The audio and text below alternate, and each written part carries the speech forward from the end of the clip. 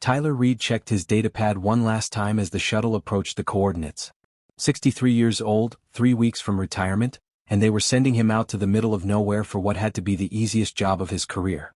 Just a basic life support repair on some old exploration ship that had been drifting near the asteroid belt for who knows how long.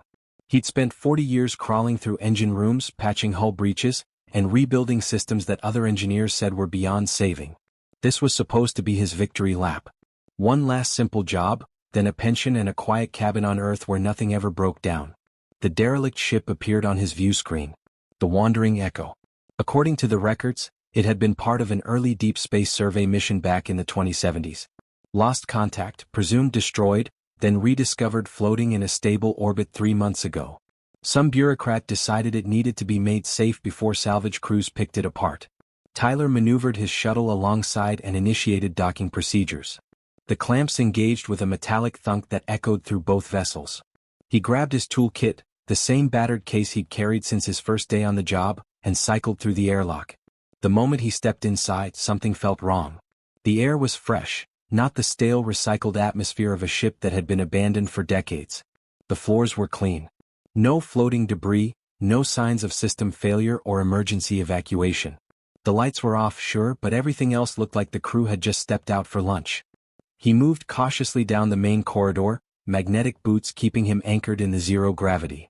His helmet lights swept across pristine walls and undamaged control panels. This didn't make sense. Ships didn't stay this clean after 30 years of floating through space. Tyler reached the main engineering bay and set down his kit. Time to find out what was really going on here. He pulled out his diagnostic tablet and connected it to the nearest access port. The screen flickered, ran through its startup sequence, and then displayed something that made his stomach drop. The architecture was all wrong. The code structure, the system pathways, even the basic logic gates didn't match any human design he'd ever seen. And Tyler had seen them all. He'd worked on ships from every major manufacturer, military vessels, colony transports, even experimental prototypes. This was something else entirely. Before he could disconnect, the entire ship came alive.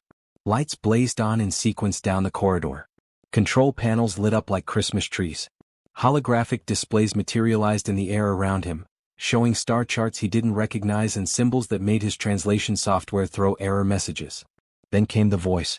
It was beautiful in a way that made his skin crawl, musical notes that somehow formed words, speaking in a language that definitely wasn't human.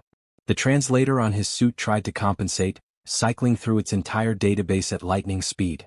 Russian, Mandarin, Arabic, Hindi, Swahili, dozens of languages flashing past as the system searched for a match. Tyler's hand moved to his emergency beacon. This was way above his pay grade. He needed to call this in, get a full team out here, maybe even military support. The voice changed, struggling now, forcing itself through the translator's filters. Words came through broken and distorted but understandable. Wait, chosen, repair, humanity, danger. He froze with his finger hovering over the beacon button. Chosen? Humanity? What the hell was this thing talking about? Who are you? Tyler's voice came out steadier than he felt. What is this ship? The holographic display shifted, reforming into something that looked almost like a face. Not human, not quite alien either, just an arrangement of light and geometric patterns that his brain interpreted as features. It studied him with what might have been eyes. I am Keeper, the voice said, clearer now as the translation improved. You are Tyler Reed, maintenance engineer. 40 years of service. 217 ships repaired. 0 failures. I have watched you, Tyler Reed. Studied your methods. You are the one I need. Tyler's mouth went dry. Watched me? How long have you been watching me? Your entire career. I have watched all of humanity. For 3,000 of your years we have observed. And now the time has come. In 30 days your species faces a test. Most fail this test, Tyler Reed. Most die. You must help them survive. The emergency beacon suddenly felt very heavy in his hand. Whatever this thing was, it had been spying on humanity since before the pyramids were built. And it was telling him that in 1 month, something terrible was going to happen. Tyler took a deep breath and made a decision that would change everything. He let go of the beacon and let it float away into the corner of the room. All right, Keeper, he said. Tell me everything.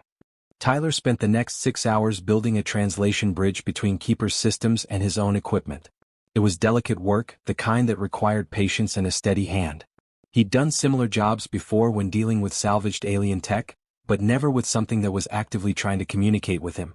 His fingers moved across the keyboard, writing code that would let two completely different systems understand each other. Every few minutes, Keeper would attempt to speak, and Tyler would adjust the parameters based on what came through. Slowly, painfully, the garbled mess of sounds began forming actual sentences. When the translation finally locked in, Tyler almost wished it hadn't. The words came through crystal clear now, and what Keeper had to say made his blood run cold.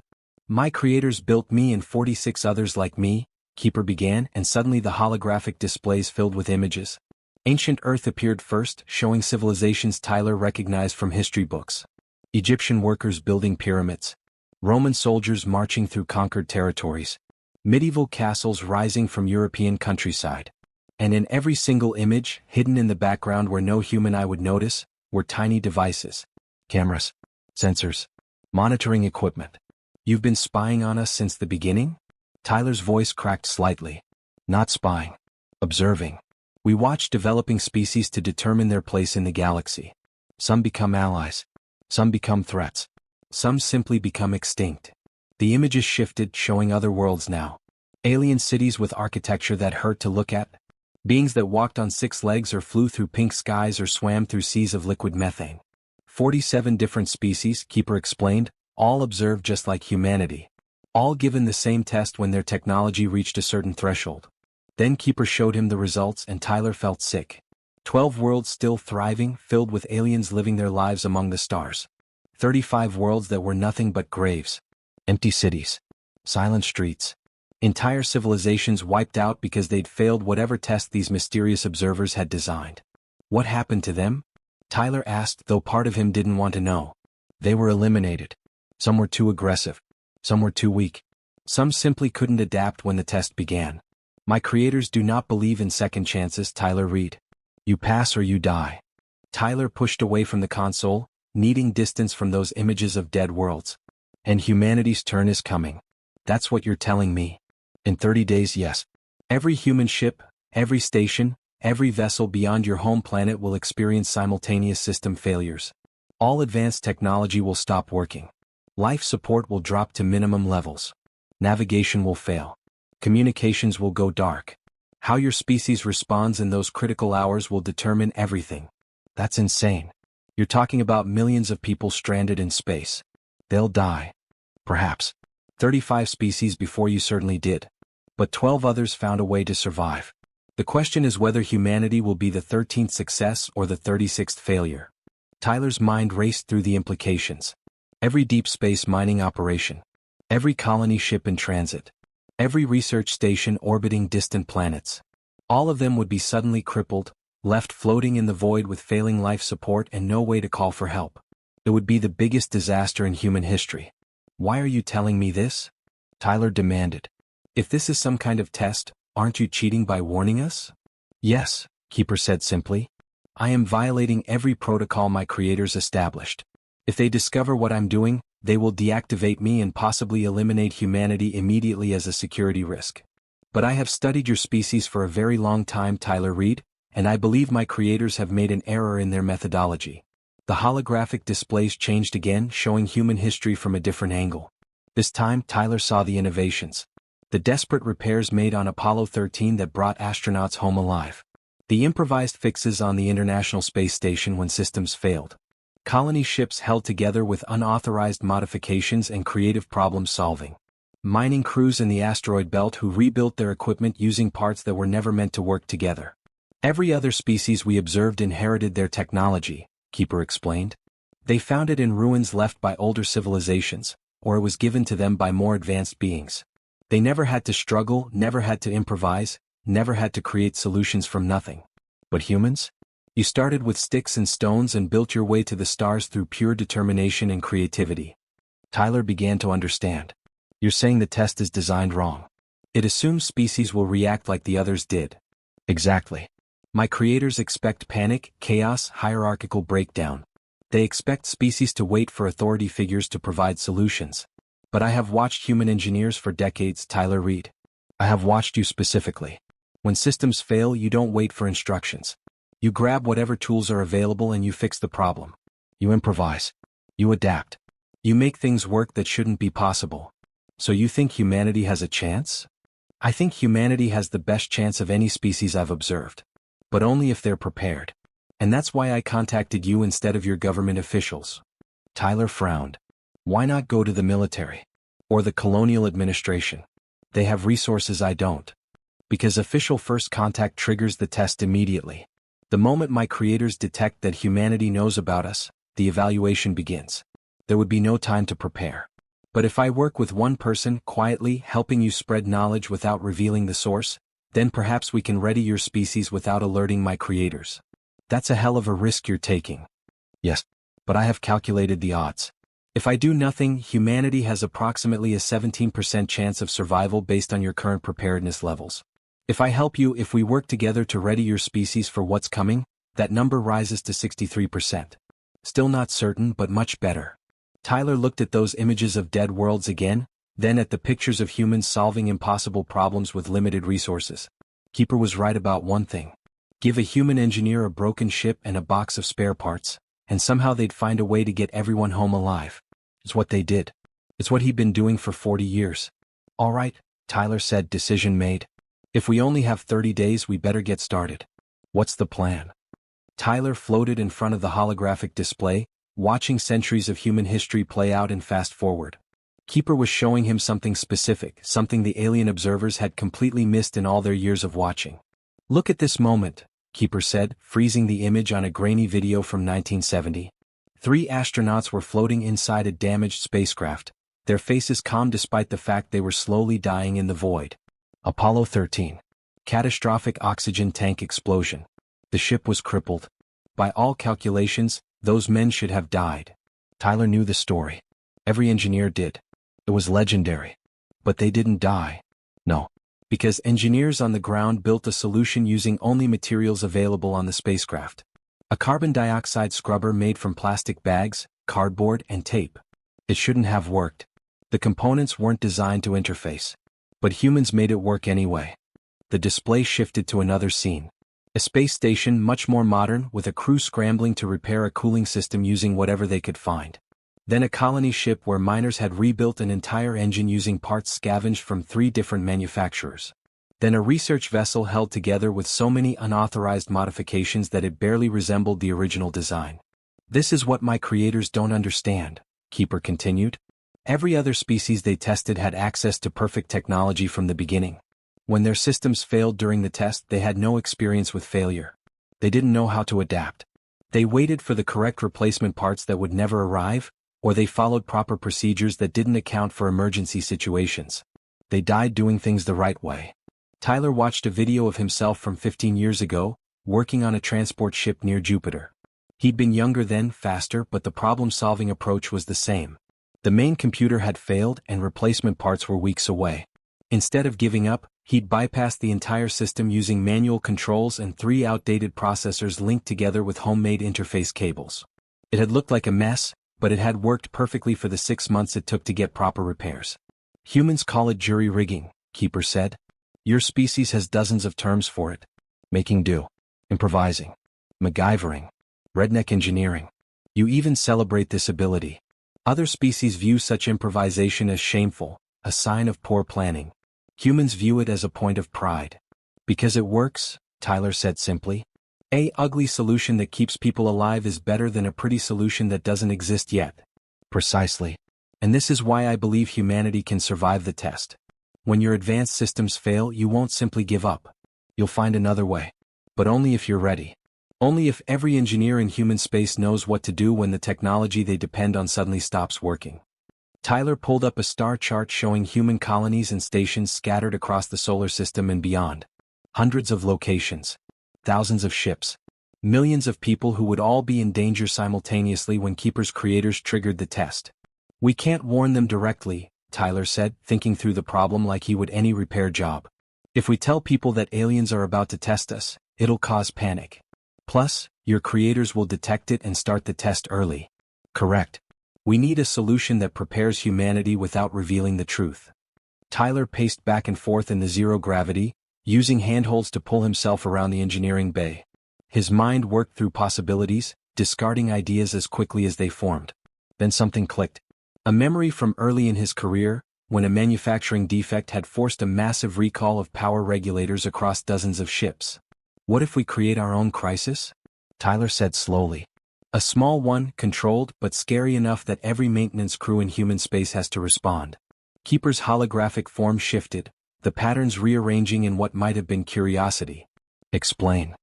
I introduce a vulnerability into some of the more advanced systems. Nothing that will actually hurt anyone, but something that causes cascading failures across multiple ships and stations. Make it look like a design flaw that nobody caught during manufacturing. Engineers will panic and start implementing backup systems using basic technology that doesn't have the vulnerability. And these backup systems would function when advanced technology fails during the test. Exactly. We won't tell them about aliens or tests or anything like that. We'll just scare them into preparing for exactly the scenario your creators are going to create. They'll think they're fixing a technical problem. They'll actually be getting ready to save humanity. Keeper processed this for a moment, lights flickering through his form. This could work. But Tyler Reed, you understand what you're proposing? You'll be deliberately sabotaging human equipment. If anyone discovers what you've done before the test occurs, you could be arrested, imprisoned. Your reputation would be destroyed. Tyler thought about those dead worlds Keeper had shown him. 35 civilizations that had failed the test. Billions of beings who died because they weren't ready. Then he thought about humanity. Messy, stubborn, never-say-die humanity that had clawed its way from caves to the stars through sheer determination. I've spent 40 years keeping people alive, Tyler said. I'm not about to stop now just because the solution isn't pretty. Besides, this is the most human thing I can think of. Creating a problem so we can practice solving it. That's basically what training exercises are. There are risks. Other keepers are monitoring human space. If they notice unusual patterns, if they detect coordination that suggests outside interference, they may convince my creators to eliminate humanity as a threat rather than testing you. So we have to be smart about it. Make the failures look random. Natural. Like something that could genuinely happen due to a design oversight. Tyler pulled up his datapad and started making notes. I'll need access to your technology. Nothing too advanced, just enough to trigger failures remotely. And I'll need time. How long before the test? 29 days now. That's tight but workable. I'll need to visit multiple stations and ships. Can this vessel travel without being detected? Yes. The wandering echo can mask its signature to appear as background radiation or asteroid debris. Your people's sensors aren't sophisticated enough to see through the disguise. Tyler nodded, plan forming in his mind. He'd start with remote mining operations where failures would be noticed but wouldn't endanger too many lives. Introduce the problem there, leave behind the solution, then move to the next location. The maintenance network was tight-knit. Engineers talked to each other, shared solutions, built on each other's ideas. If he could seed the right techniques in the right places, the knowledge would spread organically across human space. We call it the web protocol, Tyler said, naming it after his old mentor who taught him that the best repairs used the simplest possible solutions. Every engineer will learn it. Every ship will implement it.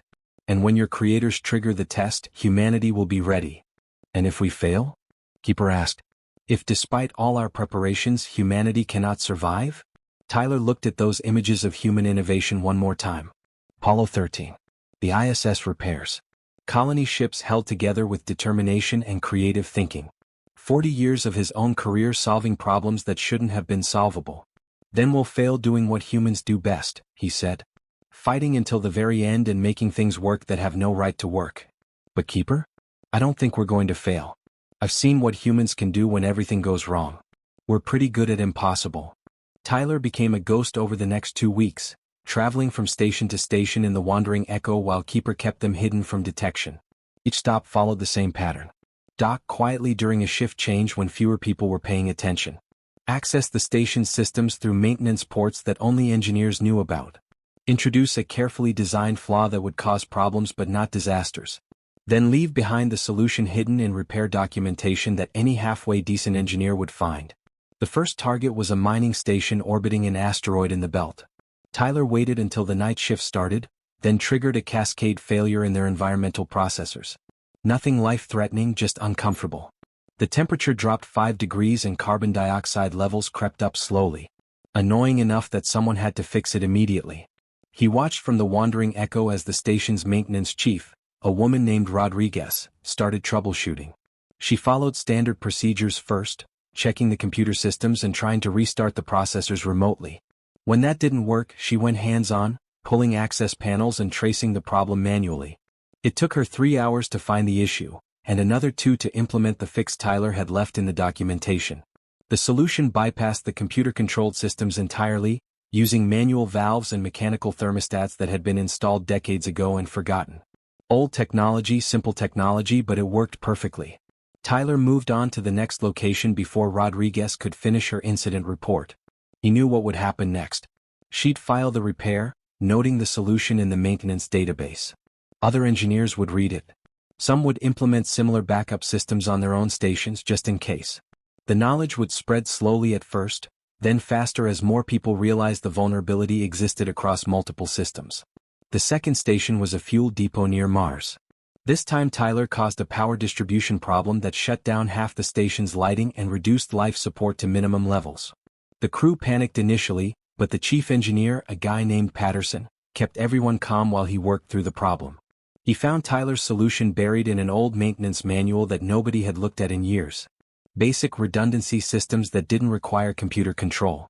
Mechanical backups that could keep people alive even if every digital system failed. By the fourth station, Tyler started seeing evidence that his plan was working. Engineers were talking to each other across the maintenance network, sharing stories about the mysterious failures and the old-school solutions that fixed them.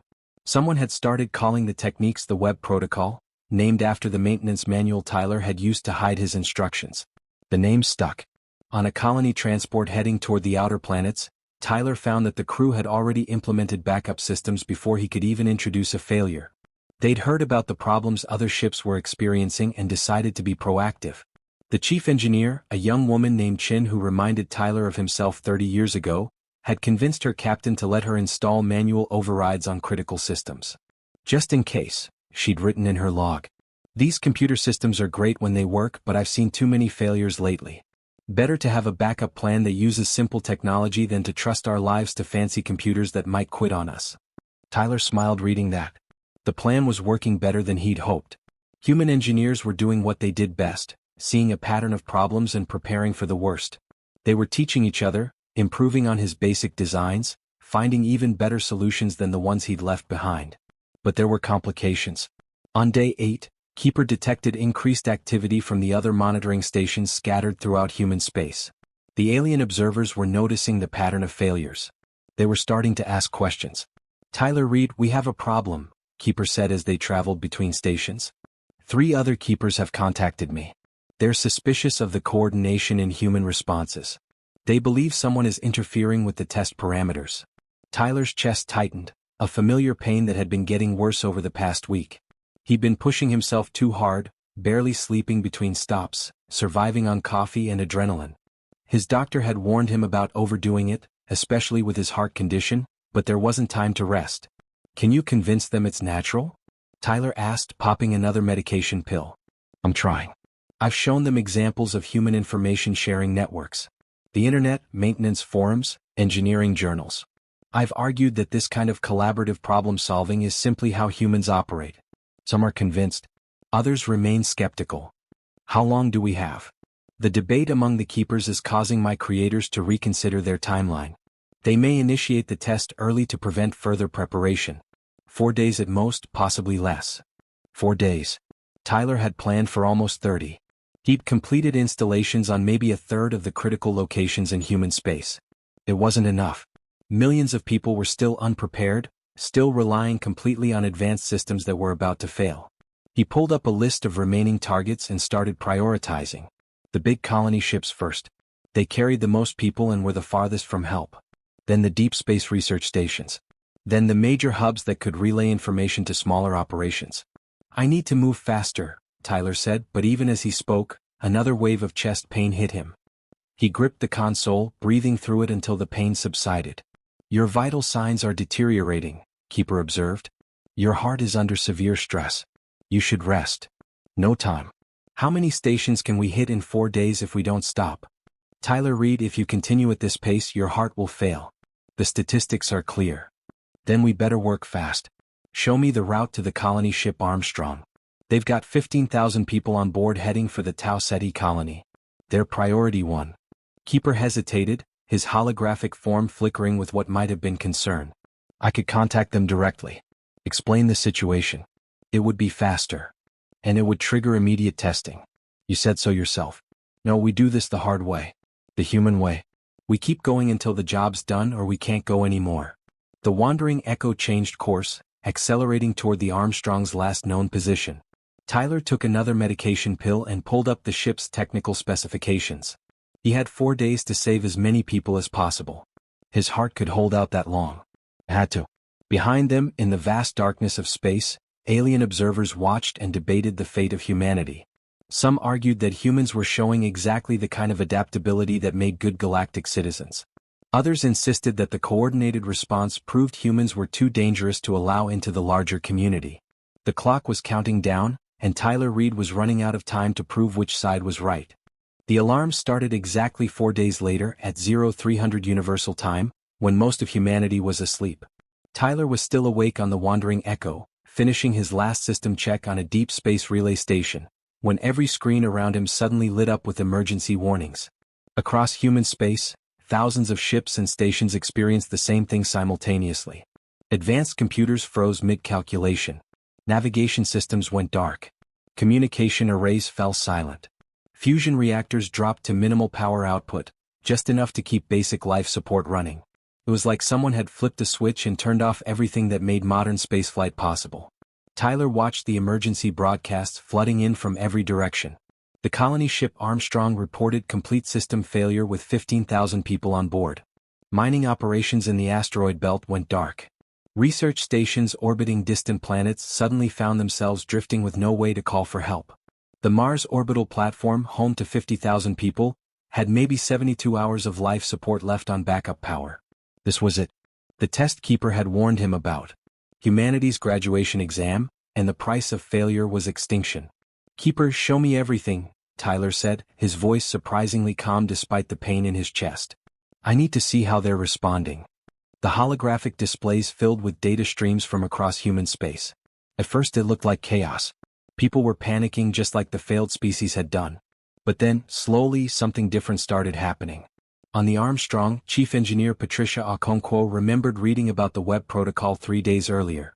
She'd thought it was overkill at the time, but she'd implemented the basic backup systems anyway because, as she'd told her crew, better safe than sorry. Now, with the main computers dead, she pulled out the manual override systems and started bringing critical functions back online one by one. Life support first. She bypassed the computer-controlled environmental processors and switched to mechanical regulators that didn't need digital systems. The air stayed breathable. Then power distribution, routing reactor output through old-fashioned circuit breakers instead of smart management systems. The lights came back on.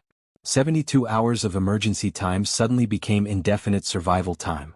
At the Mars orbital platform, a maintenance supervisor named Jake Brennan was already implementing solutions before most people realized there was a problem. He'd attended a workshop 2 weeks ago where someone had demonstrated the web protocol techniques. At the time, he'd thought the presenter was paranoid, preparing for problems that would never happen. Now he was grateful for that paranoia. He had his entire team working through a checklist, converting automated systems to manual control, one section at a time. Tyler watched it happening across dozens of locations simultaneously. Engineers weren't waiting for instructions from authorities. They weren't panicking or freezing up. They were grabbing toolkits and getting to work, using the techniques he'd seeded throughout the maintenance network. More importantly, they were improving on his designs, finding better solutions, and sharing them in real time through the few communication systems that still worked. A mining crew near Jupiter figured out how to jury-rig a distress beacon using parts from 3 different broken systems. Their signal reached a nearby transport, whose crew had already restored their engines using manual controls.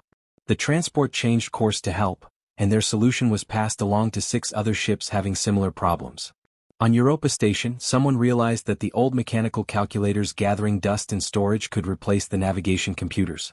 Within hours, crews across human space were dusting off ancient slide rules and doing math by hand, plotting courses the way sailors had done on Earth's oceans centuries ago. It was slower, less precise, but it worked.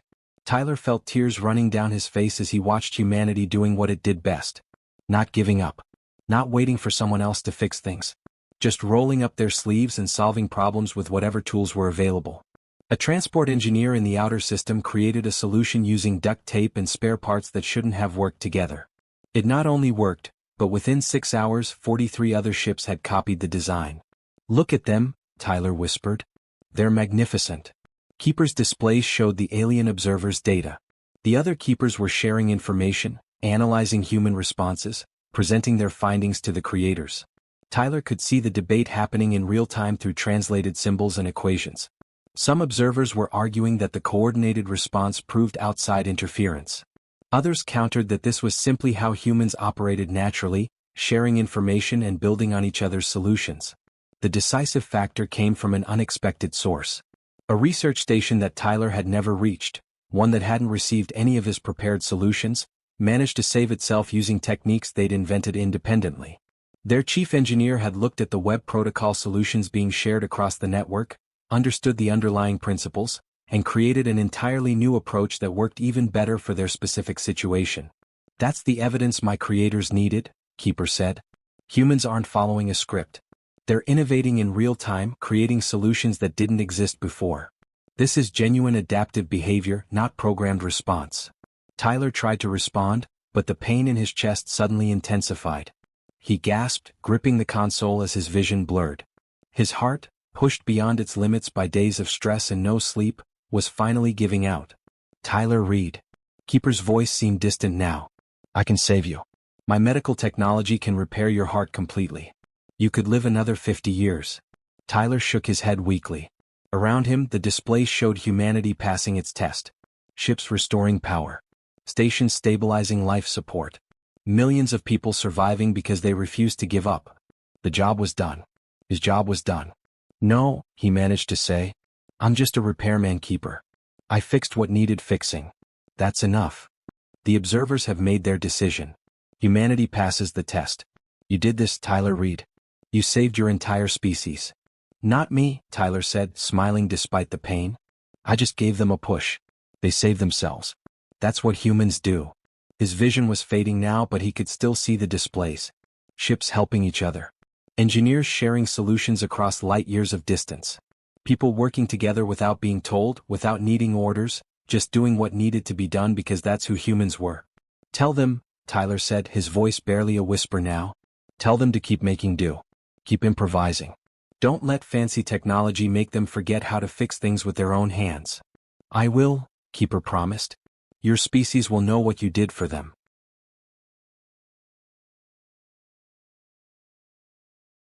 Tyler Reed died with a smile on his face, watching humanity prove that limitation breeds innovation, and that sometimes the best solution is the one you build yourself from whatever's available.